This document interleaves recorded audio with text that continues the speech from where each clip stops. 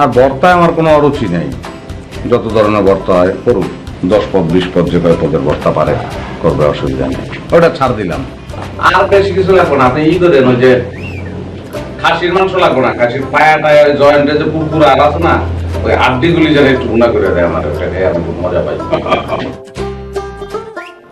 Madam, আমি তো আর মনে করেন যে নিজের আমি নিজে ধরে রাখতে পারতেছি না ম্যাডাম কোনোভাবেই। ও আবার কি হচ্ছে বলেন? আমি বুঝতে পারতেছি না যে জমানো টাকা খরচ করে স্কুল চলতিছে, মাগনা খাচ্ছে, মাগনা ঘুমোচ্ছে, তারপরে শিক্ষা ঠিক মতো হচ্ছে না, তারপরে কি হলো সেইটি আবার শিক্ষা সফর করবি সেই সিদ্ধান্ত হলো, সেটা আমি মানতে পারতেছিলাম না, যাক অনেক জোরাজোরির পরে মারিয়ে নিলাম। তারপরে কি বললো কি যে নতুন জামা কাপড় লাগবে, সেটাও জোরাজোরি করলেন, আপনি বললেন বলে মানিয়ে নিলাম। এখন আবার নতুন করে বলতেছে কি জানেন, বলতেছে যে ফুটবল কিনতে, ক্রিকেট ব্যাট কিনতে, এটা কিনতে, সেটা কিনতে, সেরে নাই গিয়ে খেলাধুলা করবি। আচ্ছা, খেলাধুলার সাথে শিক্ষার কি সম্পর্ক বলেন দিন? অবশ্যই সম্পর্ক আছে। ওরা যাবে শিক্ষা সফর, মানে কি শিক্ষা সফর মানে রিফ্রেশমেন্ট, তো রিফ্রেশমেন্টের জন্য স্পোর্টস তো খুবই দরকারি, তো সম্পর্ক অবশ্যই আছে। এইসব খেলাধুলো রোদের মধ্যে করে কি হবে বলেন তো, কি হবে বলেন তো, আমাকে বলেন। জন্ডিস হয়ে যাবে, জন্ডিস, তারপর আবার ডাক্তার লাগবে, ওষুধ লাগবে, পথ্য লাগবে, আবার খরচ। ওরা যা যা বলছে সব কিনে নিয়ে আসবেন, আর আমার জন্য কাটাবন থেকে 2টা হুইল বসিয়ে আনবেন, ঠিক আছে?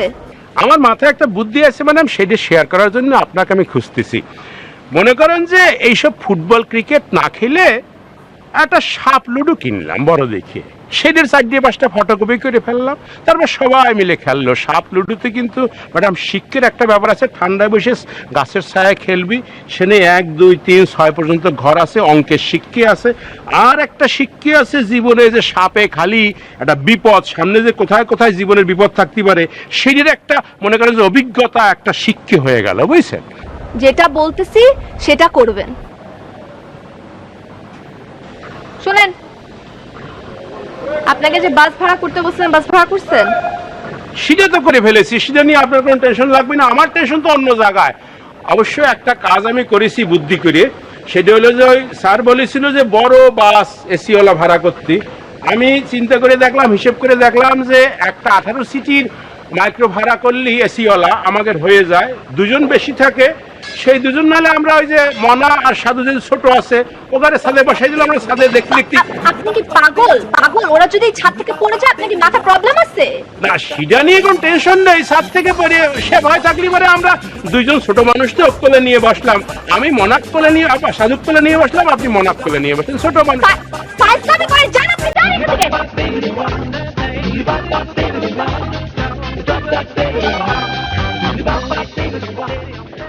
আচ্ছা ম্যাডাম, বলুন এটা কোনো কথা হলো? এটা কোনো লজিক্যাল কথাবার্তা হলো? কি কথা আর কি লজিক্যাল ব্যাপার? এই যে পিকনিকটা কি হচ্ছে সব? হ্যাঁ, পিকনিক তো হচ্ছেই। পিকনিক খারাপ কি? আর এটা তো পিকনিক না, এটা তো শিক্ষা সফর। ওকে, ঠিক আছে, এটা পিকনিক হোক বা শিক্ষা সফর হোক, সেটা নিয়ে আমার কোনো সমস্যা না। সমস্যাটা হলো যে এইটার সঙ্গে মানে টিচারদের যে স্যালারি, এটার উপর আঘাত আসবে কেন? কে বলছে আপনাকে এই কথা?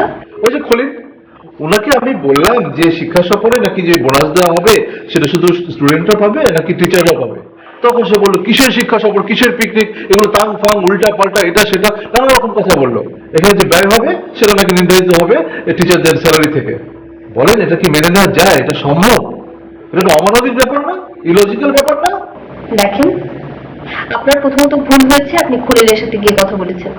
আপনার প্রথমে এই বিষয়টা নিয়ে টিচার্স রুমে ডিসকাশন করা উচিত ছিল। আপনি তা না করে খলিলের কাছে গেছেন, খলিল আপনাকে উল্টাপাল্টা একটা কথা বলেছে। এরকম কোনো কিছুই হয়নি, আপনি যে ইনফরমেশন পেয়েছেন সেটা ভুল। হ্যাঁ হ্যাঁ, খলিল একটু দুষ্ট আছে, ও আসলে একটু কেমন যেন ভেঙে রেখে কথা বলে, একটু কোনো ভদ্রতা নেই, খুবই দুষ্ট টাইপের। আপনি ঠিকই বলেছেন, এই জন্য কিন্তু আপনাকে আমার খুব ভালো লাগে। খলিল তো দুষ্টই, আবার আমাদের মধ্যে অনেক নির্বোধ আছে, এটা কি কথা বলতে হবে সেটা জানেন। হ্যাঁ হ্যাঁ হ্যাঁ, এটা আপনি ভালো বলেছেন, ভালো বলেছেন। থ্যাংক ইউ কাজ করুন, ধন্যবাদ।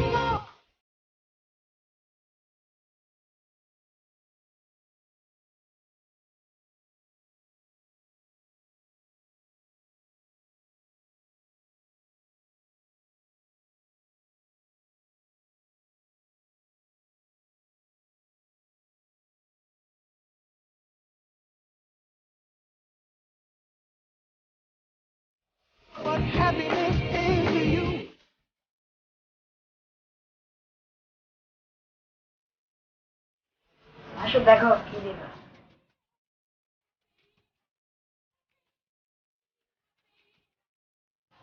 দেখেন তো ভাই উনি কি চাই।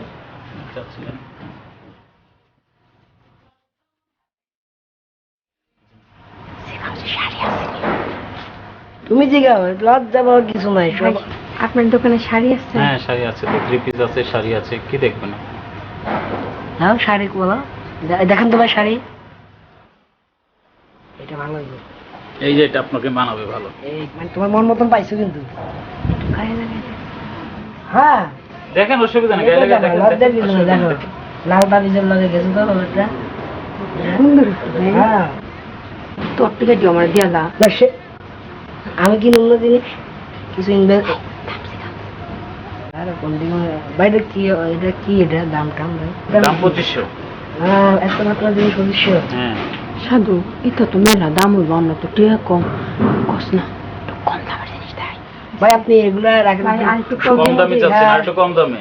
না না দাম ব্যাপার না, ওই সুতি টুতি দেখান না, এগুলো আসলে তো এটা দেখেন, একটু একটু কম আছে, আপনার একটু কমের মধ্যে চাচ্ছেন তো? দাম ব্যাপার না, মানে কথা হইতেছে আসলে আমরা তো আসলে বেশি দিন। এটা লই।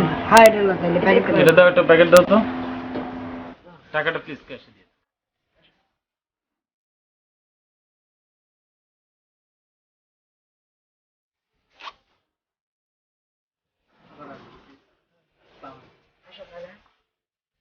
লো লো দেও তো ফ্রেন্ড আমার দোকান দাও। দেও দেও মাত্রা তো না সুন্দর হচ্ছে। ভাই তো যাই অবশ্য। দেও তো পছন্দ হলো। ভাই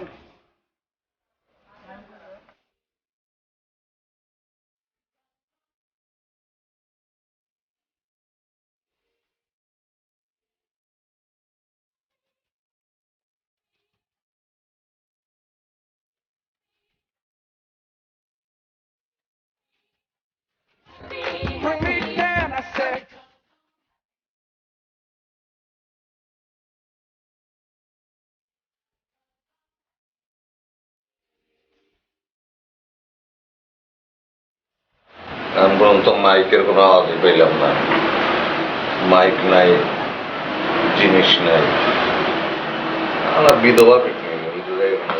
খসবুল, তুমি আমার সঙ্গে এই বেয়াদবি কেন করবে? এই দুষ্টুমি তুমি আমার সঙ্গে করতে পারলে? তুমি কখনো দেখেছো যে কোনো স্টুডেন্ট টিচারের সাথে বেয়াদবি করে অনেক বড় হয়েছে? কখনো না, কখনো হতে পারবে না। না স্যার, কোনো স্টুডেন্টে বড় হতে পারে না, কিন্তু আমি বেয়াদবিটা কোন জায়গায় করলাম স্যার আমি বুঝতে পারতেছি না। বেয়াদবি করবে না মানে? তুমি সেদিন যে কথা বললা যে টিচারদের সঙ্গে পিকনিকে এগুলো দেওয়া হচ্ছে, সেটা দেওয়া হচ্ছে, সেই দেওয়া হচ্ছে, আমি সেগুলো খলিলের সঙ্গে শেয়ার করলাম, খলিল আমাকে যা যা বললো। তাহলে স্যার বেয়াদব তো খইল্লা। স্যার আপনি বেয়াদব আসলে চিনেন না, এটা আপনার সমস্যা। বেয়াদব যদি আপনি না চেনেন তাহলে তো আপনি বড় হতে পারবেন না স্যার। তুমি কি আমার সঙ্গে আবারও বেয়াদবি করছো? না স্যার, আমি আসলে কি বেয়াদবি করছিলাম ওটা বুঝতে পারি নাই। তুমি, আমি সিনসিয়ারলি তোমাকে জানতে চাইলাম যে কি হচ্ছে না হচ্ছে পিকনিকের ব্যাপারে, তা তুমি আমাকে কি উল্টাপাল্টা বললো, আমি খলিলের সঙ্গে কথা বললাম আর সে আমাকে যাতা বললো। এটা আমার তো একটা প্রেস্টিজ আছে না? না স্যার, আমি আসলে এখন বুঝতে পারছি, মানে ওই দিন আপনি আসলে এত বড় মুখ করে আমারে বলছেন যে আপনাদের কি কি দেবে, আমি না করতে পারিনি, আমি বলে ফেলাইছি। কিন্তু স্যার আপনি সোসার মতন এটা আশা করেন কেমনে? এটা তো স্যার আপনার আশা করা ঠিক না। আমরা স্টুডেন্ট, আপনাদের সন্তানের মতো, আমাদের জন্য পোশাক আশাকের ব্যবস্থা করছে, টিচারদের জন্য কেন থাকবে? আর এটা তো টিচারদের বেতন থেকে টাকা কাইটে সেই টাকা দিয়েই করা হইতেছে। হ্যাঁ, খলিল আমাকে সেটা বললো যে টিচারদের বেতন থেকে টাকা নিয়ে সে টাকা দিয়ে বিক্রি হবে, এটা সম্ভব? জি স্যার, এটাই নিয়ম। তুমি বলছো এটা নিয়ম? জি স্যার। আর পিকনিক তো স্যার আপনি যত ফুর্তি ভাবতেছেন, মানে আপনাদের জন্য তো ফুর্তি না, ওইটা তো আপনাদের জন্য উপোস ডে। উপোস ডে মানে ওই দিন আপনারা কিছু খাইবেন না, কোনো খাওয়া দাওয়া আপনারা করতে পারবেন না, যাবতীয় ফুর্তি তো আমরা করবো স্যার, আমরা ফুর্তি করবো। তো আমাদের টেক কেয়ার করবেন, কোনো ছেলে পানিতে পড়ে যেতে পারে, খেলতে গিয়ে কেউ অ্যাক্সিডেন্ট করতে পারে, ওইগুলোর খোঁজ খবর রাখবেন আপনারা। না বুঝবো, সেটা ঠিক আছে, আমরা তোমাদের টেক কেয়ার করবো, সবই গাইড করবো, সেটা ঠিক আছে, কিন্তু উপোস থাকবো কেন? আমি তো আমার মেনু দিয়ে দিয়েছি, আমি কি খাবো ওটা? তুমিও তোমার মেনু নিশ্চয়ই দিয়ে দিয়েছো। আমারটা দিয়েছি, কিন্তু আপনারটা দিয়ে তো লাভ নাই স্যার। আপনি নিজে একটা ব্যবস্থা করতে পারেন, চিরা আর আখের গুল লয়ে লইলেন, চাইলে ভিজাইও নিতে পারেন, দুপুরে খাইলেন। বুঝবো, তুমি কি আবারও আমার সঙ্গে দুষ্টুমি করার চেষ্টা করছো? না স্যার, না স্যার। তুমি সত্যি বলছো যে? হ্যাঁ থাকবেন, একদিন থাকতে অসুবিধার তো কিছু নাই স্যার। তুমি কখনো এক্সেস ব্যবহার করবে না আমার সঙ্গে। আমি মানুষটা সরল, এটা ঠিক আছে, কিন্তু তুমি কখনো এরকম করবে না, ঠিক আছে? মনে থাকবে? জি স্যার। দেখছি। আমি তো স্যার সরি, না স্যার, এভাবে তাকাতে মনে হচ্ছে ফ্লাইং কিক মারবে, সরি স্যার।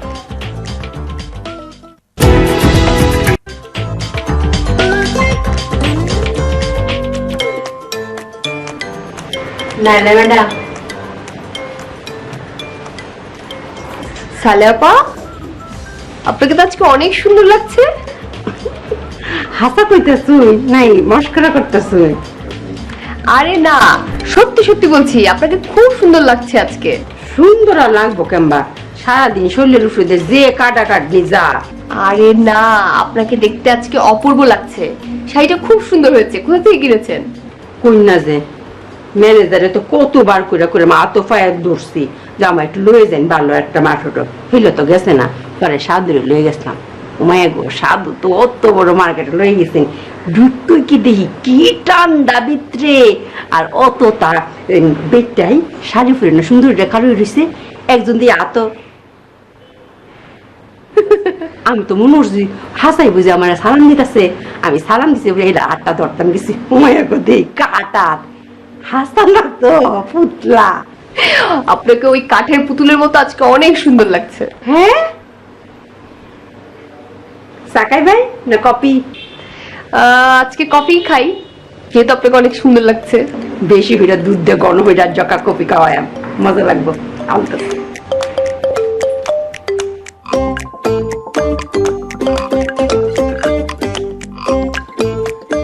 তোমাকে ডেকেছিলাম ওই শিক্ষা সফরের আপডেটটা জানতে। সবকিছু ভাইয়া মোটামুটি ঠিকঠাক হয়ে গেছে, আর ট্রান্সপোর্টটা নিয়ে একটু প্রবলেম ছিল, কিন্তু আমি খলিল ভাইয়ের সাথে কথা বলেছি, ওটাও ম্যানেজ হয়ে গিয়েছে। সো হোপফুলি ইনশাল্লাহ আমরা আগামী পরশু রওনা দিতে পারবো। আচ্ছা, ওই ট্রান্সপোর্টটা যাতে ভালো হয়। হ্যাঁ ভাই, আমি বলেছি একটা বড় বাস যাতে সবাই মিলে কমফোর্টেবলি যেতে পারি, আর এসি বাস যাতে হয়। আর ওই ফুডিং এর ব্যাপারে কি চিন্তা করছো?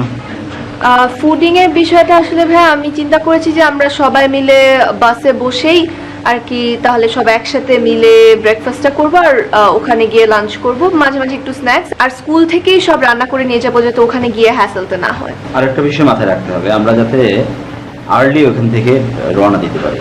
অর্থাৎ আমাদের স্টুডেন্টদেরকে তো বুঝতেই পারছো, তারা একটু দুষ্ট আছে, তো ওখানে যাতে আমাদের কোনো ঝামেলা না হয়। আমরা বা আমাদের শিক্ষা সফরটা শেষ করে সন্ধ্যার আগে আমরা রওনা দিতে চাই। ঠিক আছে ভাই, আমরা যদি একটু আর্লি মর্নিং রওনা দিয়ে দিতে পারি তাহলে হোপফুলি সন্ধ্যা। ঠিক আছে, তাহলে তুমি একটু ভালোভাবে দেখো, হ্যাঁ, সব বিষয়গুলো একটু মনিটর করো। হ্যাঁ, ওকে ঠিক আছে, Thank you. আসি। বাবা কি বাড়ি আছো নাকি? ও বাবা। আরে আঙ্কেল জি, সালাম আলাইকুম। ওয়ালাইকুম আসসালাম। কেমন আছেন? আছি আলহামদুলিল্লাহ, ভালোই আছি। বলেন কি খবর? খবর তো একটা আছে, কিন্তু আমি ঠিক বুঝে সারতে পারতেছি না এটা ভালো না খারাপ। কি খবরটা খুলে বলেন তো। কি যে লাইন লাইন করে ইয়ে করে দিলা সব, ও তো পরীক্ষা দিতে গেল, আমিও তো গেলাম সাথে, পরীক্ষা টরীক্ষা দিয়ে আইলো, ওইটার আবার ফলও বাইরে হয়েছে। ও তো কয় যে হাজার হাজার ছেলে মেয়ের মধ্যে থেকে ও চান্স পাইছে। বাহ, এটা তো দারুণ খবর। আর আপনার মেয়ে একদম ঠিক কথা বলেছে।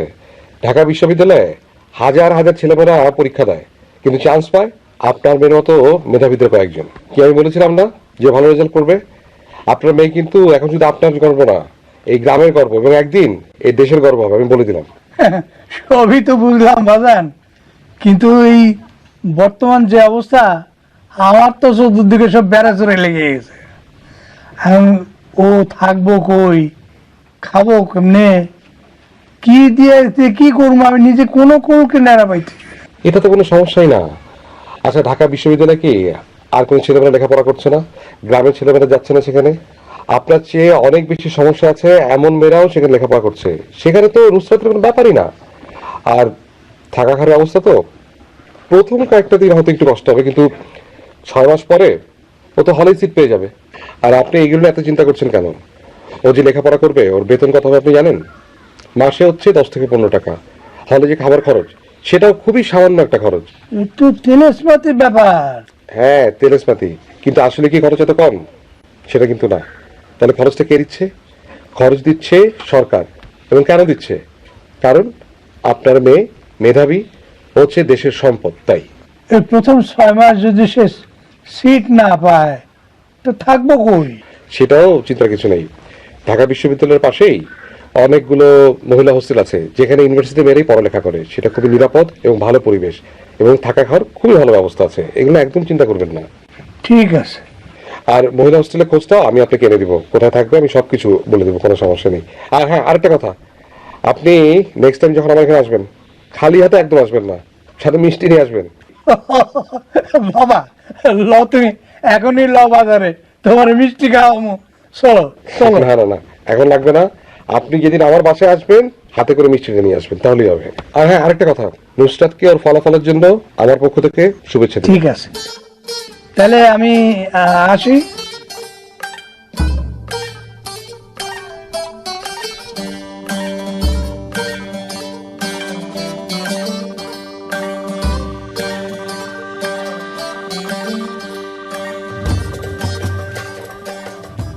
মেয়েটা সত্যি সত্যি দেখিয়ে দিল।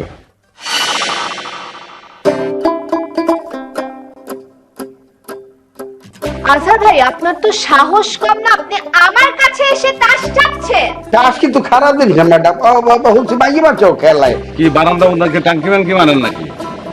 আরে শরতের মেঘ দেখতেছি। আচ্ছা শোনেন, আপনি ওই কাজবাজার কি করলেন? পিকনিকের জামু কি সব জোগাড় যন্ত্র ঠিক আছে? কি কি ঠিক আছে কোন? তুই কি আইসে বুঝতেছি না, একদম চোখ মুখ এরম করে কুচকা মুচকা কি জিজ্ঞেস করতেছিস, মনে হচ্ছে তুই মালিক আমি হ্যান্ড করছ।